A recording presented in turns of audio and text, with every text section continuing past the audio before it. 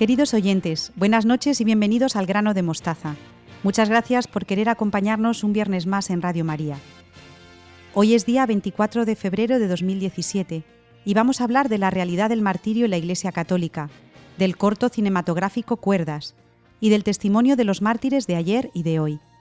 Gracias a Teresa Jiménez pueden seguirnos en nuestras cuentas de Twitter y Facebook o a través del correo electrónico elgranodemostaza@radiomaria.es.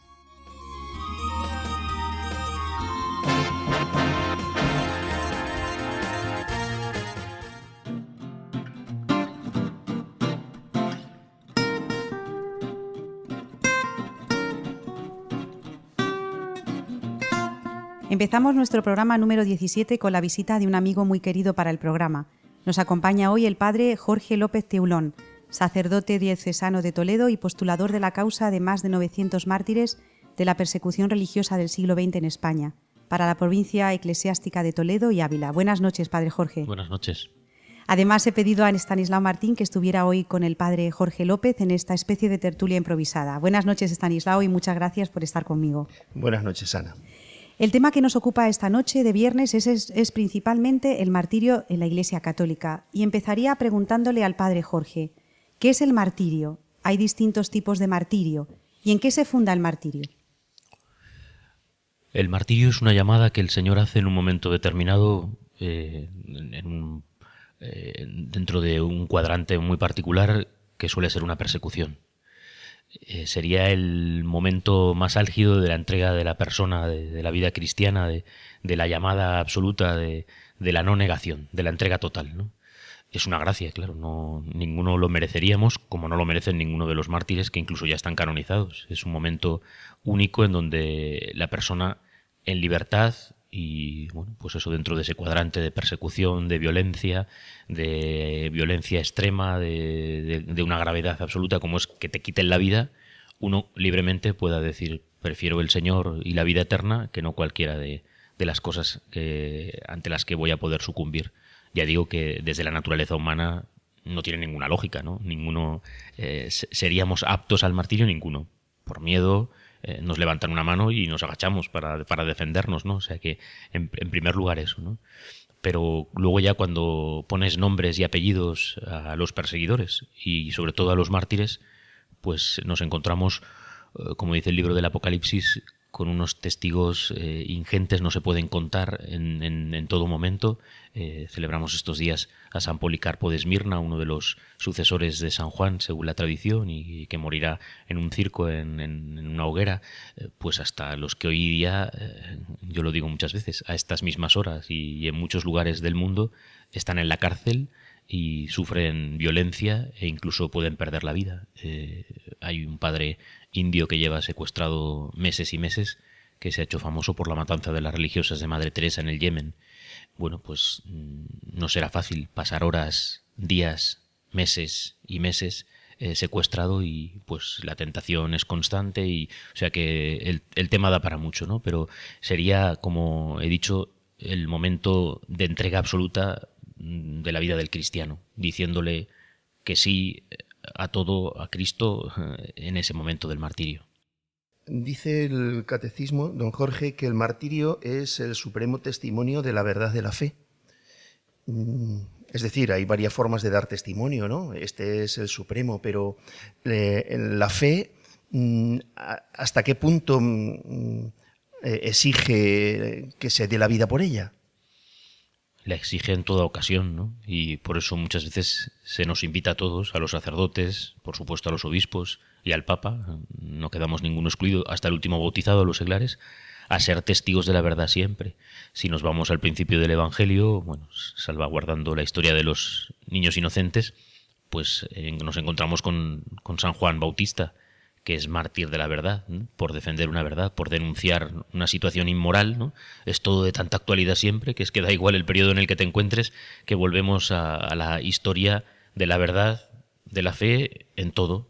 Los mártires de Uganda, que son del siglo XIX, el rey es homosexual y quiere abusar de cada uno de sus muchachos, y ellos se niegan por defender la moral y por defender lo que es injusto, además violando sus propias personas, y son asesinados todos. O sea que la verdad de la fe, en todo el campo de la fe, y siempre. Da igual ante este micrófono. Claro, no es lo mismo a punta de pistola, no es lo mismo que ante este micrófono, de acuerdo, pero da igual, la defensa de la fe será siempre la defensa de la fe. Don Jorge, ¿y de dónde nace la fuerza para afrontar el martirio?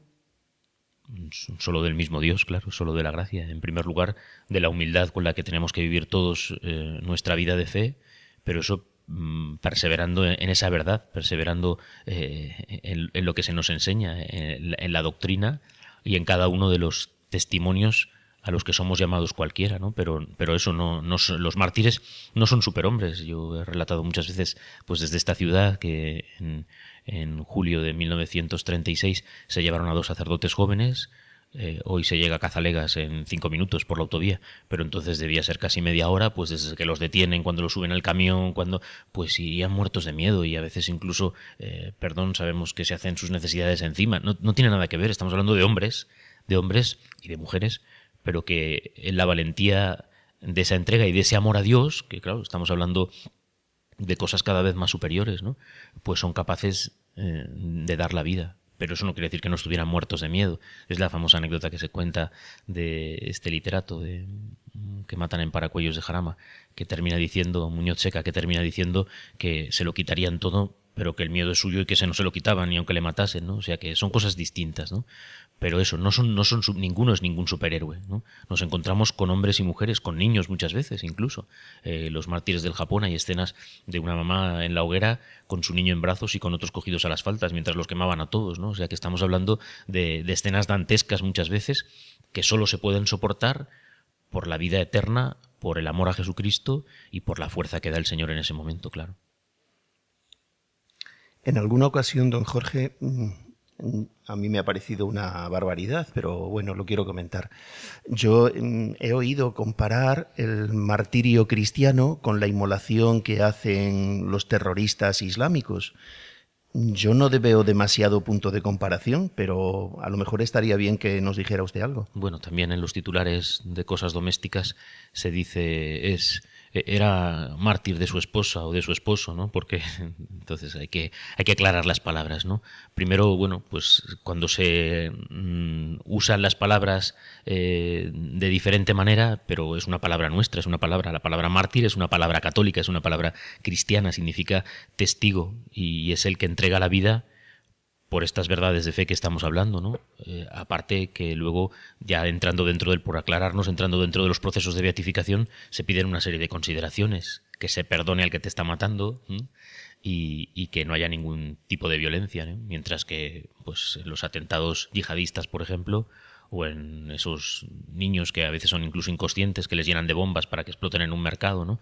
O en todo ese tipo de inmolación, hablamos eso, es una persona que se inmola y además para matar.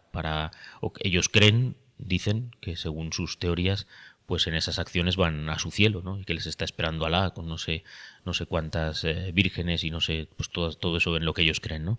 Pero desde el momento en que tú estás asesinando a otras personas ya no hay ni punto de comparación, ¿no?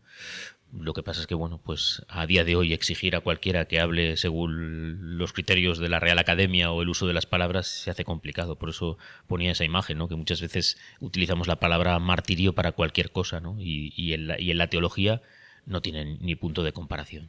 Porque el mártir tampoco es un suicida, digamos. No, claro que no. Una de las cosas que se tienen que dejar claro en los procesos de beatificación es que no ha ido buscando ese martirio, ¿no? Hay luego historias muy particulares, ¿no? La misma de San Sebastián, que es una historia popular, pues después de sufrir el asaeteamiento, después de ser asaeteado, pues le curan las heridas, le dan por muerto, le curan las heridas, una viuda que recoge el cuerpo ya, pues eso, medio muerto, y él vuelve otra vez a presentarse delante del emperador para reclamar justicia pero en principio uno no puede ir a buscar la muerte, ¿no? Incluso nosotros en la ciudad de Toledo, yo lo recuerdo muchas veces porque fue una cacería, pues a los novicios y a los jóvenes religiosos carmelitas se escapaban por los tejados, concretamente en Correos, allí cazaron a 3 o 4 y estaban huyendo, o sea que eso tiene que quedar claro, ¿no? No se trata de presentarse eso en plan voluntario, pero que sería suicida para que te maten, ¿no? Sino que cuando te cogen o por lo que te están buscando, sea por el testimonio que tú ya estás dando, ¿no? Hay un caso de una religiosa que tiene el juicio perdido, está loca, y cuando se la llevan detenida, es en un pueblo de Toledo, vacían el convento, las redistribuyen y a ella se la llevan al psiquiátrico de Toledo. Estaba tan enferma mentalmente que de camino la matan. Podría abrirse perfectamente el proceso, porque esa religiosa, cuando ha sido cuerda, libremente ha hecho sus votos y estaba dentro del convento, luego está enferma, pero aquí lo que hay que ver es también la voluntad del que mata, del que detiene, por qué a justicia y por qué mata, ¿no? Entonces, sería para un proceso de beatificación perfectamente, ¿no? Entonces, hay que distinguir muchas cosas, ¿no? Pero está claro que no es un suicida, ¿no? Ni mucho menos. Don Jorge, me gustaría preguntarle si se puede intuir por la situación en que estamos viviendo en nuestra Europa actual que el Señor pudiera pedirnos que seamos mártires. ¿Y de qué manera piensa usted que podría pedírnoslo? Bueno, lo acabamos de ver pues explícitamente, lo acabamos de ver este verano, ¿no? Y ha sido, lo hemos contado también ya muchas veces, ¿no? Porque ha sido una cosa como muy gráfica. Mientras en la JMJ en Polonia se estaba en máxima alerta, ¿no? Lo siguiente, y el párroco de ese pueblecito de Francia donde asesinaron a ese sacerdote se va con sus jóvenes a la Jornada Mundial de la Juventud, al avispero, y allí no pasa nada, pues en un pueblecito perdido de Francia, al sacerdote ancianísimo que se ha quedado haciendo la sustitución para que el párroco se vaya con los jóvenes a la Jornada Mundial de la Juventud, lo asesinaron 2 jóvenes yihadistas, ¿no? Entonces, bueno, pues antes decíamos, no, eso aquí no puede pasar, ¿no? Pues ahora sí puede pasar, en cualquier rincón, sobre todo con ese agravante, que quede claro el tema de la fe, no es un sacerdote que está celebrando la misa y a quien se le pide y al que se le asesina, ¿no? Por lo que es y por lo que representa. A veces no. Nosotros, por ejemplo, tenemos al presidente de la Acción Católica de Fuensalida. Su madre le obliga a abrir el comercio ya cuando ha estallado la guerra para que no vean que favorece ni el levantamiento y está en su trabajo y no hay más. Se plantan delante de él y le destarrajan 2 tiros y lo matan, ¿no? ¿Qué causa de beatificación hay? Bueno, pues entonces hay que ver antes, como él ha sido el que ha defendido a la Iglesia como seglar en el pueblo de Fuensalida, el que ha levantado todo el movimiento de la Acción Católica, entonces alguien representante que ha estado defendiendo a la Iglesia en un momento de dificultad. No hace falta ni si grita viva Cristo Rey, ni si ha habido un martirio explícito en la conversación, en el discurso, sino que no hay palabras y le matan, pero hay que revisarlo de antes. Entonces, igual a él le matan porque el sacerdote está celebrando la misa, no hay más que hablar. Entonces, eso, bueno, pues ahora sí que podemos decir que puede pasar, pues hasta aquí mismo en Talavera, puede pasar en nuestras calles en cualquier momento, que busquen a cualquiera, encima nosotros que somos blanco fácil, no, también lo siguiente, sino que a una religiosa que sale a la calle, en un convento de clausura que puede entrar dando una patada a una puerta, a cualquier sacerdote celebrando o a cualquier seglar que se signifique por su vida cristiana, pues sí, pues eso, siendo humildes, pidiendo fuerzas a Dios para que cuando llegue el momento de la prueba resistamos. Pero mientras tanto pasan los días, ¿no? Y algunos pues ya vamos cumpliendo años. Y entonces la santidad no solo es el martirio, sino que es el santificarse en las cosas de cada día, que a veces es otro tipo de martirio, ¿no? Entonces ahí habría que también ver. Fijaron sus ojos en Cristo y ya no volvieron atrás. Sabían de quién se fiaban y esa razón pudo más. Llevaban los ojos vendados, atados de manos y pies, pero el corazón palpitando, henchido de amor y de fe. Como los mártires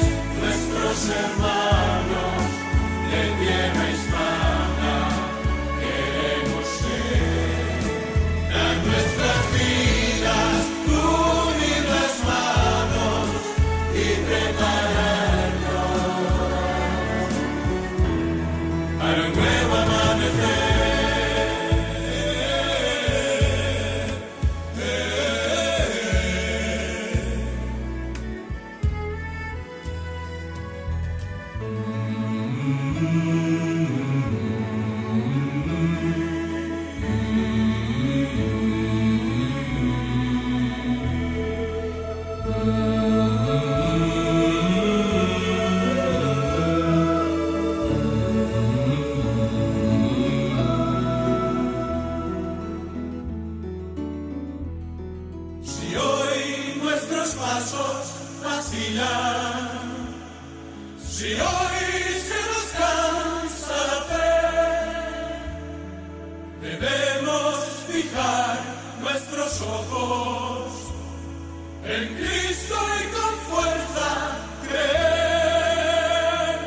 Quitar de los ojos las vendas, librar nuestras manos y pies, y con corazón bien dispuesto seguir como ellos tras él.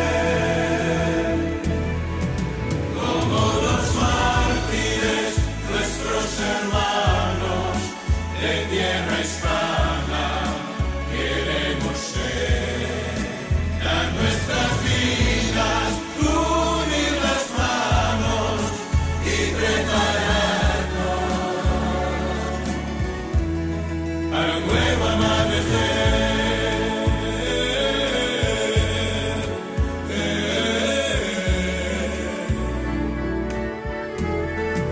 Como los mártires, nuestros hermanos de tierra hispana, queremos ser a nuestras vidas, unir las manos y prepararnos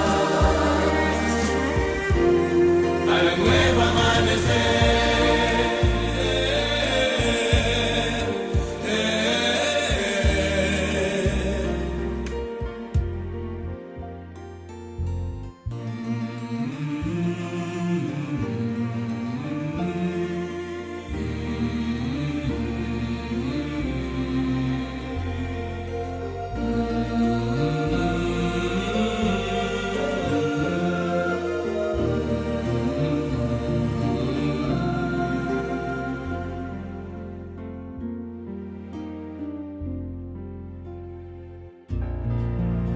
Estamos en familia, estamos en Radio María, hoy viernes 24 de febrero de 2017. Don Jorge, ¿y qué papel entonces juega la prudencia? ¿Es aconsejable guardarse de ciertas ocasiones, de exponerse, como usted antes decía? ¿Cuál sería el límite entre no buscar de manera deliberada el martirio y esa prudencia que a lo mejor puede llevar incluso, con perdón con esta palabra, también hasta la apostasía, ¿no? ¿Cuál sería ahí ese papel y cuál es la diferencia? Mala pregunta haces o mala pregunta me haces, porque hoy en día, bueno, a lo mejor nunca, ¿no? Pero hoy en día más, un cristiano no puede ser prudente, porque no pueda ser prudente, sino porque como enfrente no hay prudencia, pues no hay libertad solo hay libertad para unas cosas, no para otras. Desde el momento en que tú tienes un discurso contrario, que la Iglesia Católica hoy lo tiene, o estamos callados, o si se tiene discurso, pues es contrario a todo lo que se está viendo, pues la prudencia se termina, ¿no? Y entonces hoy en día no deberíamos ser prudentes. La gente necesita escuchar claro y nosotros tendríamos que hablar mucho más claro. A partir de ahí, claro, ya hay desde que yo estoy diciendo estas palabras, ya hay una violencia, ¿no? Porque entonces yo no respeto al otro y no dejo lo que se quiera, pero la verdad está en el Evangelio y bueno, aprovecho ahora que me haces esta pregunta, ¿no? Para repetir algo que siempre estamos diciendo últimamente. Ni se ha arrancado ninguna página del catecismo, ni se ha arrancado ninguna página del derecho canónico, ni se ha arrancado ninguna página de la Biblia. O sea que a día de hoy, cuando estamos retransmitiendo estos programas, las verdades de fe siguen siendo las mismas y entonces lo que nos toca es defenderlas, normalmente con argumentos y diciendo las cosas como son y aclarando las cosas a la gente que tiene dificultades. Y bueno, aquí está el famoso programa de Monseñor Munilla y antes de otros, hablándonos del catecismo para saber qué es lo que dice, no lo que a mí me parece, lo que a mí me gusta, lo que debería ser, la prudencia o otra serie de cosas que, bueno, pues habrá que... Una cosa es tener caridad y con quien está equivocado buscar cómo llevarle a la verdad o poder tener diferentes opiniones y poder hablar, pero prudente no se puede ser. Y mártires en este momento somos llamados a serlo todos. Esto nos deja un poco así, ¿verdad, Ana? Porque pues sí, hay que plantearse las cosas. Sí, claro. Yo por eso le he pedido perdón, porque he también nombrado esa palabra, pero creo que es necesario que lo explique, don Jorge. Pues bueno, a lo mejor estaría bien que dijéramos alguna cosita precisamente sobre esta cuestión, ¿no? De la apostasía, porque, bueno, quizá la estamos oyendo repetir varias veces cuando quizá estaba un poco dormida, ¿no? No sé si don Jorge... primero, la apostasía a mí me suena que es un pecado, ¿no? Bueno, así está considerado y eso es lo que tenemos que aclarar desde el principio, que es el renegar de la fe, el renegar de Jesucristo, el renegar de su persona, el renegar de la Virgen, como ha hecho una religiosa por la televisión en máxima audiencia, pues y luego algunos que han dicho pues que son aspectos considerables, que no es un dogma de la Iglesia. Entonces, si usted reniega públicamente como monja, está dando un escándalo, ¿no? Pero bueno, la apostasía es eso, decir yo no quiero saber nada de Dios ni de la Iglesia. Y claro, luego si yo me hago una iglesia a mi manera, pues estoy casi diciéndolo igual, ¿no? Pero bueno, ya sería afinar en la apostasía, ¿no? Pero en definitiva es un pecado por medio del cual yo reconozco que no conozco a Dios, que no quiero saber nada de Dios y que si lo era, pues ya no lo soy. Que si era sacerdote ya no lo soy, o que si era monja o monje y dejo de serlo, o seglar. Pero esto es el contrapunto del martirio, ¿no? Porque el mártir es el que acepta dar la vida cuando se la piden precisamente por la fe, mientras que el apóstata es el que reniega de la fe, bueno, bien, motivado o no motivado, por persecución o no. No estamos, si alguien está leyendo entre líneas que no queremos decir la palabra silencio de la famosa película, pues no tiene sentido, sobre todo porque yo no he ido a verla, ni entra en mis cálculos ir a verla, ¿no?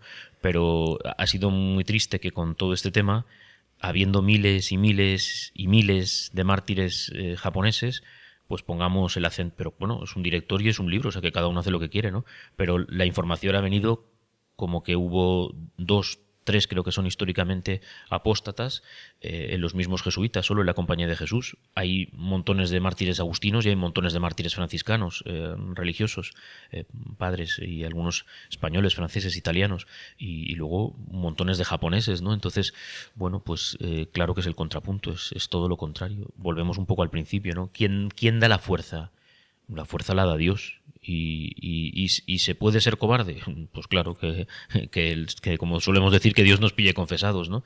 Para no tener que estar en un momento así en donde pues podríamos caer.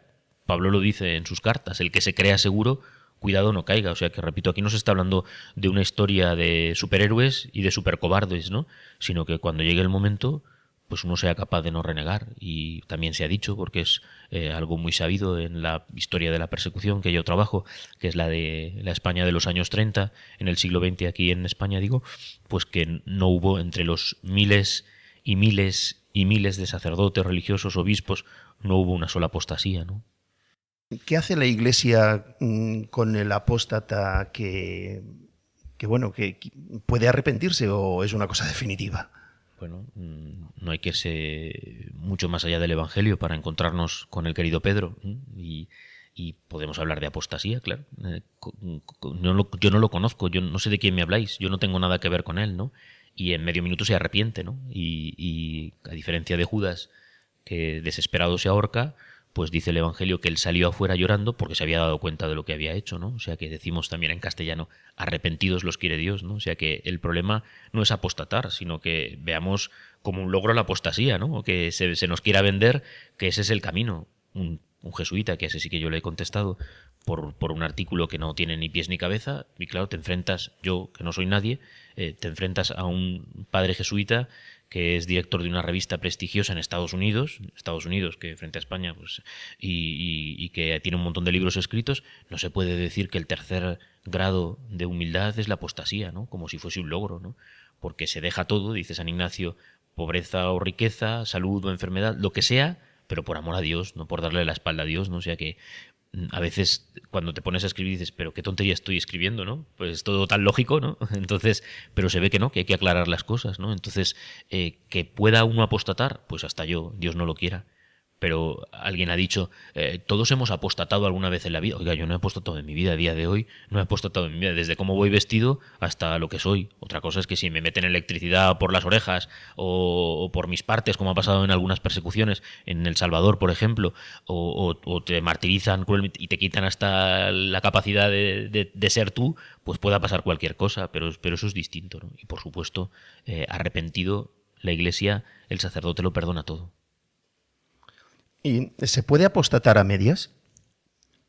Bueno, O es, quiero decir, ahí es blanco o negro o cabe algún gris. No, desde el principio, por eso que estamos hablando de cosas que son problema en la Iglesia desde el principio, desde las persecuciones de los romanos, cuando algún grupo de listillos pues decía, no, yo ofrezco incienso a los dioses en el Imperio Romano, pero luego por dentro yo no quiero ofrecer incienso. Ya, hombre, pero dicen los obispos ya en ese momento, ya, pero lo que está viendo la gente es que usted está consintiendo y eso es un escándalo, se está escandalizando con la actitud, o sea que no se apostata un poquito con la boca chica, sino se apostata o no se apostata, ¿no?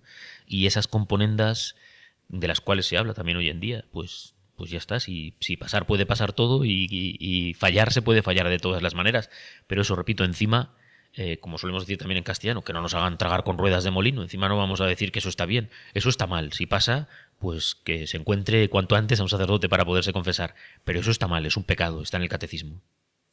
Bueno, don Jorge, lamentablemente el tiempo se nos acaba, es una delicia escucharle y hablar con tanta claridad de estas cosas que lamentablemente no están claras para algunos, ¿eh? Entonces, bueno, pues yo se lo agradezco mucho. Finalmente, una palabra de ánimo y sobre todo cómo se puede vivir esto del martirio en familia, porque nos escuchan muchas familias en Radio María.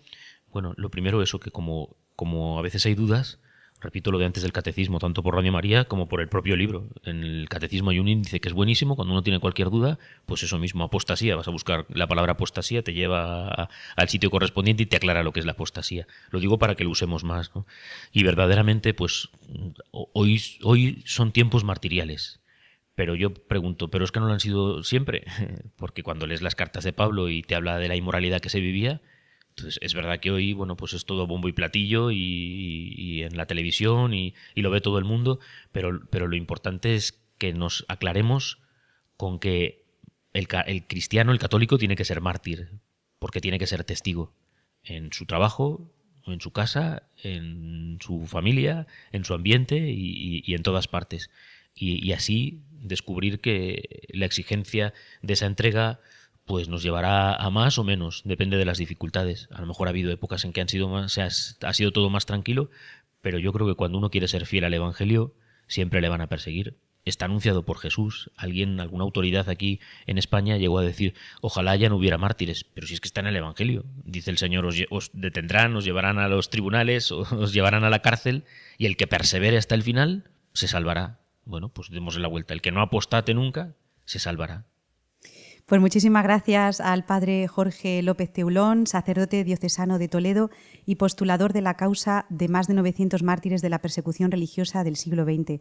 Muchísimas gracias, don Jorge. A vosotros. Y hasta siempre, aquí tienes tu casa. Gracias. Y gracias a Estanislao Martín, que hoy te has quedado sin sección. Está muy bien empleado en esto, está más que mejor. Sí. Muchas gracias, Estanislao. Adiós. Gracias, adiós. El grano de mostaza en Radio María.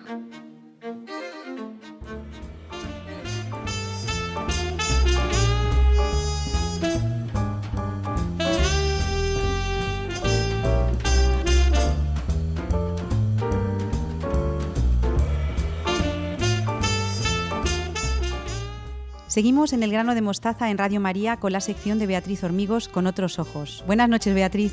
Buenas noches, Ana, y buenas noches a todos los oyentes de Radio María. Este mes os traigo el cortometraje Cuerdas, que está escrito y dirigido por Pedro Solís García. Cuerdas fue el ganador de los premios Goya 2014 en la categoría de Mejor Cortometraje de Animación Española. Cuando lo vi por primera vez me llegó al corazón y te debo confesar, Ana, que siempre que lo veo se me llenan los ojos de lágrimas. Bueno, Beatriz, ¿y de qué trata este corto? Pues mira, en boca de su creador, él lo define como un hermoso cuento sobre la igualdad y la solidaridad, pero también, en cierto modo, es un espejo donde se reflejan todos esos sacrificios sin más armas que el amor. Muy bonita definición. Pues mira, la protagonista de este corto se llama María. Es una niña de unos 8 años que vive en un orfanato. Es una niña muy alegre y, sobre todo, de un corazón inmenso. Un día llega al colegio un niño, digamos, diferente. Un niño en silla de ruedas. ¿Y por qué está en silla de ruedas? Pues porque tiene una parálisis cerebral. Lo que pasa que creo, Beatriz, que María al principio no lo sabe, ¿verdad? No, en el corto vemos cómo María ayuda y enseña a este recién llegado básicamente a jugar. A ella le da igual que sea diferente, por eso te digo que tiene un corazón enorme. De hecho, queda reflejado como el resto de sus compañeros no hacen mucho caso al niño e incluso lo rechazan al principio, simplemente por ser diferente. Sin embargo, María piensa que este niño tiene el mismo derecho que todos los demás a jugar. Una cosa tan innata y tan simple para ella, ¿no? Claro, claro, son niños. ¿Y cómo surgió la idea de este corto, Beatriz? Pues este corto nació en el año 2011. Dice su autor: escuché una canción y vi el corto entero, en mi cabeza, de principio a fin. Nunca me había pasado esto. Entonces llegó a su casa y le dijo a su mujer: Lola, se me ha ocurrido un corto. La mujer dijo: ay, no, por Dios, otra vez, porque no es el primer corto que hace. Entonces le contó en qué iba a consistir el cuento y dijo la mujer: tienes que hacerlo. Beatriz, entonces estamos hablando de un corto en el que el protagonista es un niño con parálisis cerebral. Y me gustaría que tú, siendo educadora especial, PT, que nos contaras un poco qué es la parálisis cerebral y cómo puede afectar a los niños. Pues mira, Ana, la parálisis cerebral se caracteriza por dificultar la transmisión de los mensajes enviados por el cerebro a los músculos. Vamos a ver, ¿esto qué es? Pues es tan sencillo como que el cerebro nos manda al cuerpo a moverse y el cuerpo no puede hacerlo. Ahí hay un problema. Entonces, voy a hablar de unos aspectos un pelín técnicos, pero creo que son interesantes para saber de qué estamos hablando. Hombre, yo creo que sí, Beatriz, porque a lo mejor vemos a este tipo de personas con discapacidad, pero no sabemos cuál es el origen o cuál es la causa, ¿verdad? Pues mira, podemos clasificarlo de diferentes maneras, atendiendo al tono y a la postura de la persona. Tenemos la parálisis cerebral espástica. Espasticidad significa rigidez. Por lo tanto, estas personas que tienen afectada por parálisis cerebral espástica están siempre rígidos. La parálisis cerebral atetoide se caracteriza por movimientos lentos, involuntarios y descoordinados. La parálisis cerebral atáxica también tienen dificultades, pero para controlar, en este caso, el equilibrio del cuerpo. La mayoría o muchos de ellos consiguen andar, pero de una forma inestable.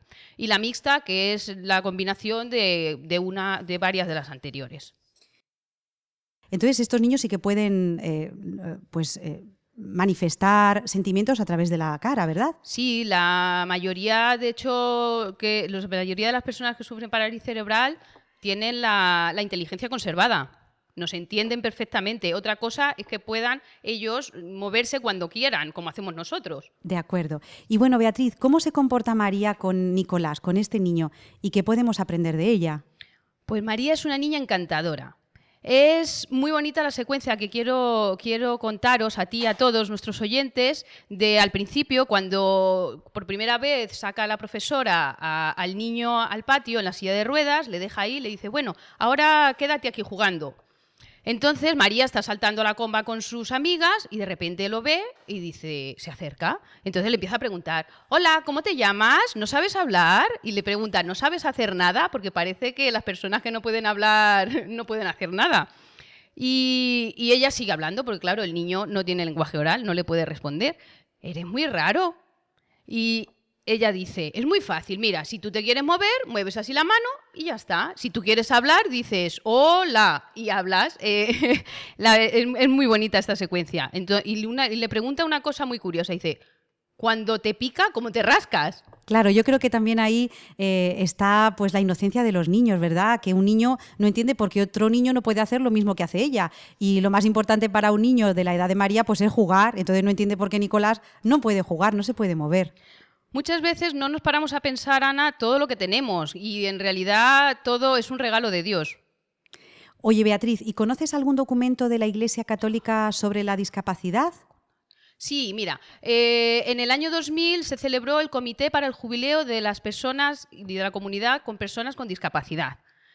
En este comité, pues para prepararlo, se hicieron una serie de fichas. Y en la ficha número 4, esto lo pueden ustedes buscar por internet y lo pueden leer, la verdad que es interesante, pero quiero destacar el testimonio de una madre con un hijo con discapacidad. Pues si te parece, nos lo cuentas un poquito. Sí, os lo resumo. Pues mira, dice esta señora que es una madre de 3 hijos, Francisco, Vicente y Gabriel. Pues el pequeño de ellos un día de repente entró en un coma profundo. Entonces esto para la madre, pues claro, imagínate, fue una desesperación total. Y en esa desesperación rezaba incesantemente a la Virgen, a María. Rezaba porque se obrara un milagro, no porque su hijo se recuperase. Entonces este rezo incesante a María le va dirigiendo su mirada hacia el hijo crucificado, ¿no? Hacia Jesús. Entonces empezó, ella es creyente, iba a misa y empezó a ver y a escuchar la misa. Ya no solamente iba por ir, sino que escuchaba la palabra de Dios. Y el escuchar esa palabra le presentó a Dios como ese Padre que siempre, siempre está presente y que nos acompaña hasta el final. Dice, estas palabras son muy bonitas, dice, no es ciertamente el sufrimiento que pruebo el que me hace estar contenta. Pues hay momentos en los que tengo miedo de lo que me pueda suceder, sino el saber que este dolor es tan inmenso, pero que a la luz de Cristo tiene sentido. Por lo tanto, en la Iglesia, estas personas con discapacidad son queridas, muestran el rostro sufriente de Cristo y además tienen un papel fundamental. Y además la Iglesia Católica las acoge, las comprende y les da también pues, ese papel que se merecen, tanto de evangelizadores como de sujetos de evangelización. Entonces, Beatriz, para finalizar, ¿podrías dar alguna palabra de ánimo a las familias con hijos con alguna discapacidad, por favor? Sí, Ana, mira, hay que rezar mucho por estos padres y familias que tienen hijos con discapacidad, porque al principio aceptar la situación resulta muy difícil. Bueno, ya sabes que en nuestro programa tenemos a Maribí, nuestra colaboradora, ¿no? Sí, Maribí que Gallego. Muchas veces nos ha contado en primera persona cómo lleva ella su día a día con Rafa, con su hijo síndrome de Down. Y ella afirma que con la ayuda de Dios todo es más fácil. Que no sea fácil, sino un poquito más. Sí, Beatriz. Pues a lo mejor nos puedes contar muy brevemente, porque ya no tenemos tiempo, qué experiencia tienes tú como maestra de educación especial en el colegio, cómo tratas este tipo de personas con discapacidad y cómo lo viven los niños también. Pues mira, yo creo que también el corto compara un poquito el internado donde está la niña con la sociedad, ¿no? Al principio, pues la gente nos cuesta un poquito relacionarnos con estas personas. Muchas veces no porque no queramos, sino porque no sabemos, a lo mejor, o creemos que no sabemos cómo hacerlo. Y simplemente yo creo que hay que tratarlas como a todos los demás. Y lo que tenemos que hacer es adecuar las cosas a sus características para que así puedan hacer las cosas. ¿Cómo lo hace María? Con cuerdas. Claro, es muy bonito esa prolongación de la mano de María hacia el niño Nicolás a través de una cuerda y cómo una simple cuerda puede llevar al niño a jugar al fútbol, a leer un libro, a pasar las hojas de un libro, a tener hasta una espada cuando juegan a los piratas. Y además que María se convierte en la mejor fisioterapeuta que este niño puede llegar a tener sin tener ni idea. Sí. Consigue, de hecho, que mueva una pierna. Es verdad, es verdad. Al final del corto se puede ver. Bueno, tampoco queremos desvelar más, porque si no nos van a llamar spoilers, que se dice en inglés. Bueno, Beatriz, ¿dónde se puede encontrar este corto para que la gente lo vea? En las tiendas. Ah, en las tiendas, de acuerdo. Sí. Eso es. Es un corto, el corto Cuerdas, y que yo creo que merece la pena que se lo compren y que lo vean en familia, ¿verdad, Beatriz? Sí, sí, sí. Es una preciosidad. Bueno, pues desde aquí mandamos muchísimo ánimo desde Radio María, El Grano de Mostaza, a todas las familias que cuentan con algún miembro con alguna discapacidad. Seguramente que podrían compartir con nosotros tantos testimonios de que estos niños, estas personas se convierten en los reyes de la casa, Beatriz, sí. Porque al final el que más sufre, el que tiene más necesidad de cariño, se convierte en el rey de la casa. Sí, Ana. Bueno, pues muchas gracias, Beatriz, un abrazo y gracias por traernos estas películas tan bonitas para pensar en familia. Hasta el mes que viene. Adiós.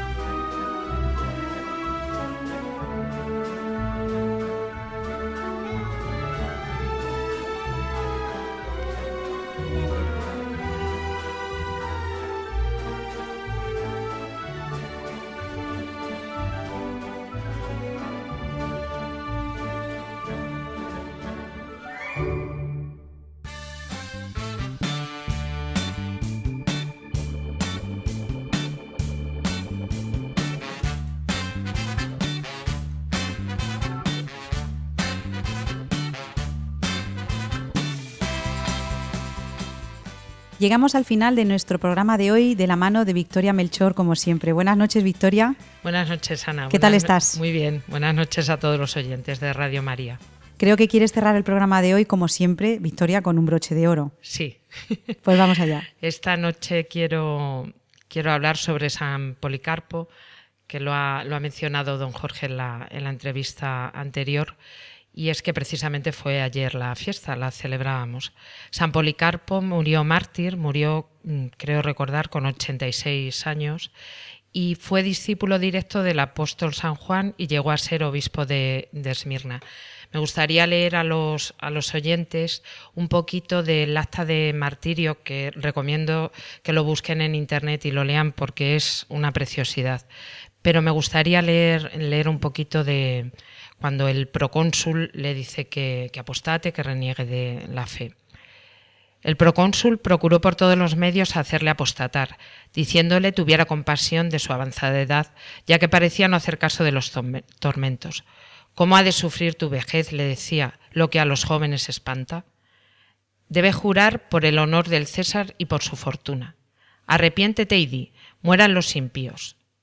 Animado el procónsul, prosiguió, juro también por la fortuna del César y reniega de Cristo. 86 años tengo, respondió Policarpo, que le sirvo y jamás me ha hecho mal. Al contrario, me ha colmado de bienes. ¿Cómo puedo odiar a aquel a quien siempre he servido? A mi maestro, a mi salvador, de quien espero mi felicidad, al que castiga a los malos y es el vengador de los justos. Mas como el procónsul insistiese en hacerle jurar por la fortuna del César, él le respondió, ¿por qué pretendes hacerme jurar por la fortuna del César? ¿Acaso ignoras mi religión? Te he dicho públicamente que soy cristiano, y por más que te enfurezcas, yo soy feliz. La verdad es que es una preciosidad de testimonio el que nos da San Policarpo. Victoria, ¿y por qué nos traes este testimonio? Además, yo creo que es una buena forma de terminar el programa de hoy, porque es verdad que el hilo conductor de nuestro programa ha sido el martirio. Para eso hemos traído al padre Jorge López Teulón y para eso también Estanislao Martín ha estado con él ayudándole en la tertulia. Entonces, ¿qué es para ti el martirio, Victoria? Pues el martirio ante todo es entregar la vida por Jesucristo. Y no solamente tiene por qué ser con derramamiento de sangre, también se nos pide a los cristianos, a los católicos, ese martirio de la vida cotidiana, el día a día, que también es muy difícil.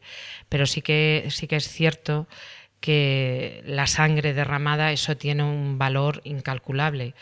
Principalmente la sangre derramada por Jesucristo, que es el primer mártir y al que imitaron todos los que murieron como él, con ese martirio. Yo creo que tenemos que estar orgullosos de nuestros mártires, de esa sangre derramada, que seguramente ese testimonio nos hace a nosotros crecer y estar cada vez más fuertes. Es verdad, Victoria, que el texto que nos has traído de San Policarpo, pues puede decir la gente, bueno, pues este señor ya era mayor, tenía cerca la muerte, bueno, pues también le da un poco igual, ¿no?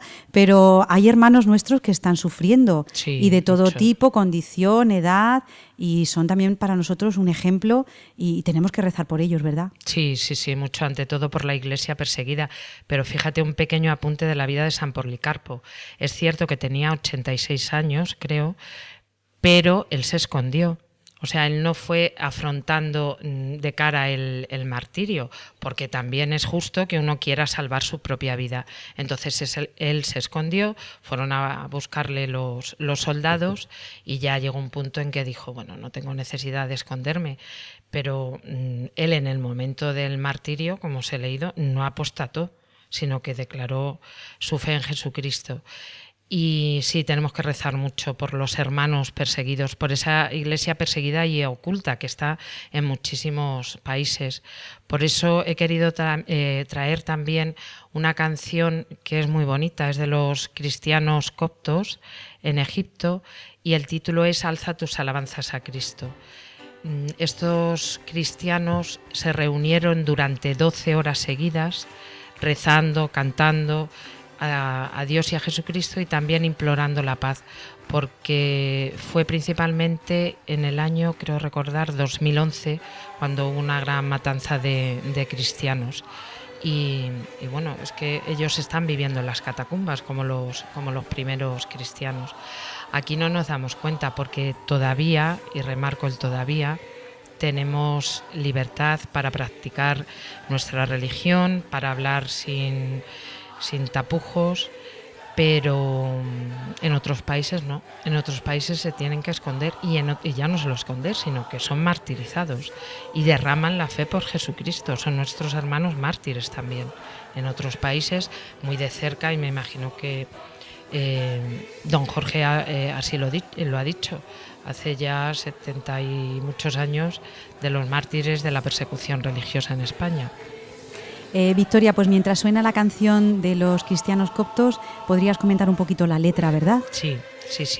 A mí hay algunas frases que me han impactado mucho. El estribillo que se va repitiendo es: alza tus alabanzas a Cristo Jesús, levanta hacia el Señor tus canciones. Llame Dios a sus héroes marchan delante de la cruz. Aquí en vez de héroes podemos poner el nombre de mártires.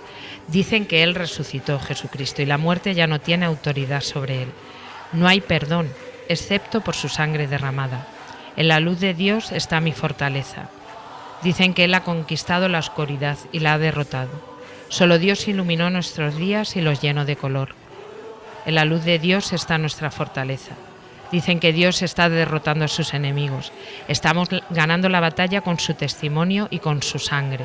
Aquí hace referencia no solamente a Jesucristo, sino a estos hermanos mártires. Y fíjense ahora qué bonito, a mí es lo que más me gusta de la canción. Nuestra herencia está en el cielo y esto nos fortalece. Vivamos la alegría del cielo. Alegría, alegría. Satanás vestirá muy pronto ropa de luto. Mis oraciones a ti, Señor, levantaré. O sea, a pesar de todo ese sufrimiento, lo que queda es la alegría, la herencia que tenemos en el cielo y nuestra fortaleza. Pues mientras escuchamos la canción de los cristianos coptos, Victoria, te doy muchísimas gracias por traernos este testimonio de nuestros hermanos perseguidos. Recemos, ofrezcamos oraciones por estos hermanos que necesitan también nuestras oraciones. Muchísimas gracias, Victoria. Muchas gracias a ti, Ana. Un abrazo. Adiós. Adiós.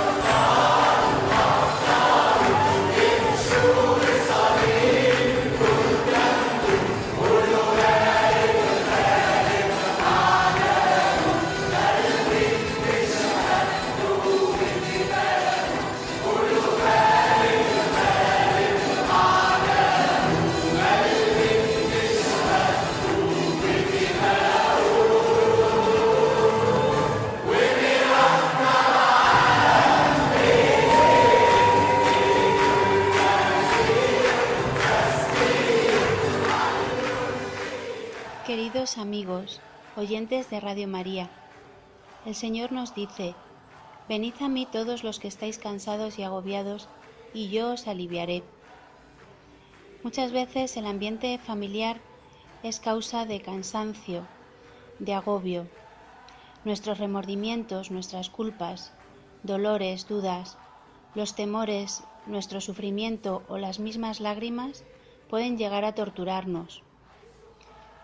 Hay muchas voces que nos dirán, o a veces pensamos nosotros, que no somos lo suficientemente buenos, que todo está mal, pero tenemos que buscar en una voz en nuestro interior que nos dirá que todo está bien, que hemos sido salvados y que nadie ni nada nos puede condenar. Un abrazo.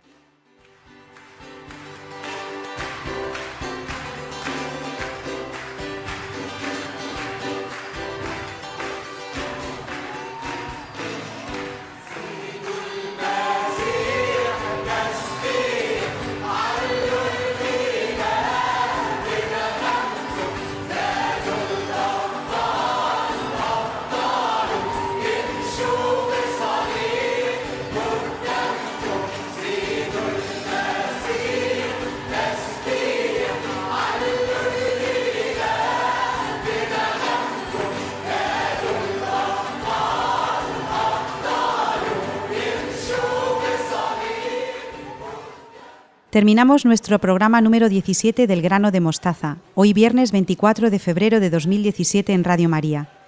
Les recuerdo que pueden acceder a las noticias de la Radio de la Virgen en la página web www.radiomaria.es. Allí encontrarán toda la programación, detallada hora a hora, y unos salvapantallas maravillosos que pueden descargarse para evangelizar con las nuevas tecnologías.